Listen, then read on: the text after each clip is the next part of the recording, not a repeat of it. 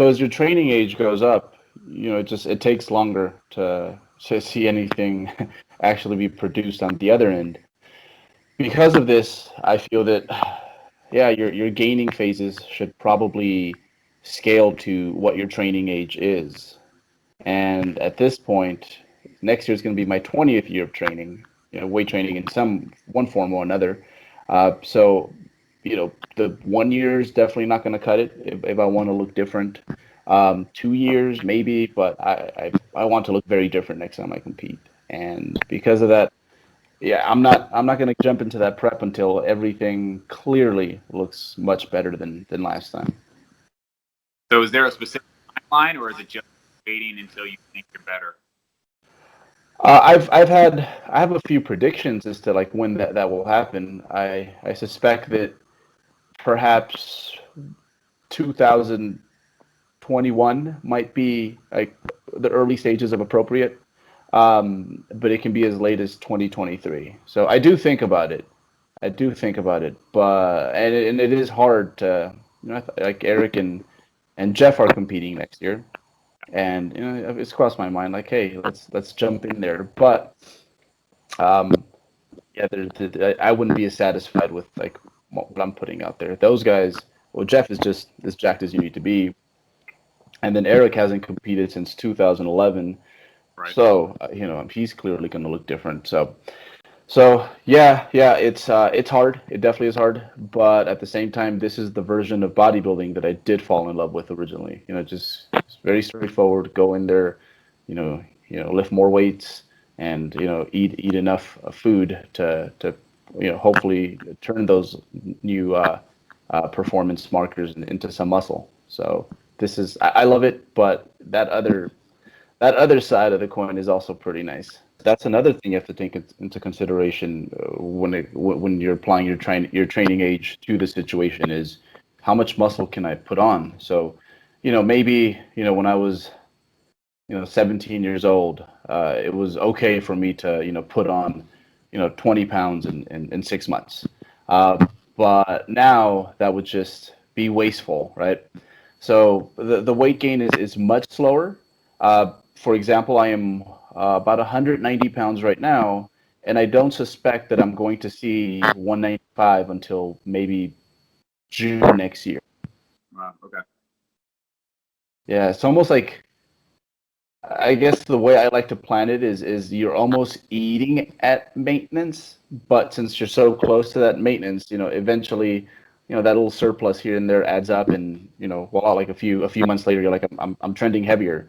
Um, and to be honest, I think for first time gainers, because you know how it is, they tend to go too hard, and then they're disappointed with the gaining phase because this stuff doesn't work. It just gets me fat. That's probably a good way to look at it. It's like aim to maintain weight, and I Yep. think most people's habits, most people, the big issue with, I'd say about 80-90% of people is like not getting too fat. If most people were just left to eat, as they like, they would probably gain some weight over time, especially a hungry athlete. So aiming for maintenance and just leaving it there, I think most people will see that, oh, I'm actually for the first time ever kind of gaining at the rate that is appropriate. You'll see trends that are somewhere along the lines of maybe gaining 6-7% of your body weight over the course of 6-8 months, which is about where most people should aim for. But when people try to go for that surplus, like it's a clear surplus, the intake is not ambiguous at all. That's where people tend to get fat, and they lose faith in the gaining process. Right, and something that I was doing, I did some cardio during that long off season of mine. I know we've talked before about how we both like hiking quite a bit, and I believe that's something that you still do fairly regularly.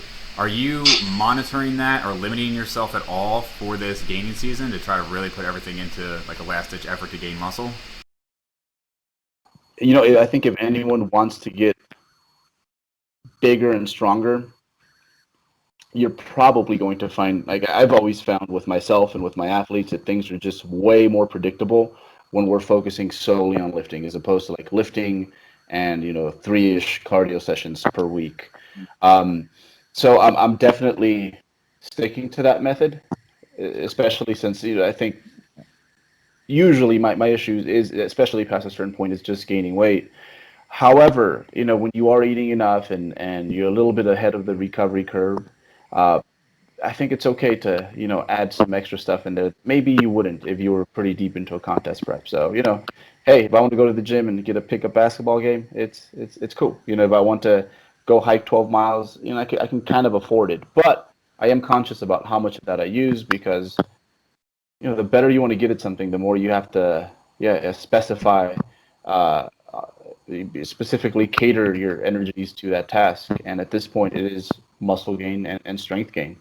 And we talked about like actionable steps before it, and if somebody's been doing this for, let's say, not a super long time, where they know that they're already really advanced, but maybe it's starting to be a question in their mind, 8 years, let's say, what do they have to look for if they should do a super long off season?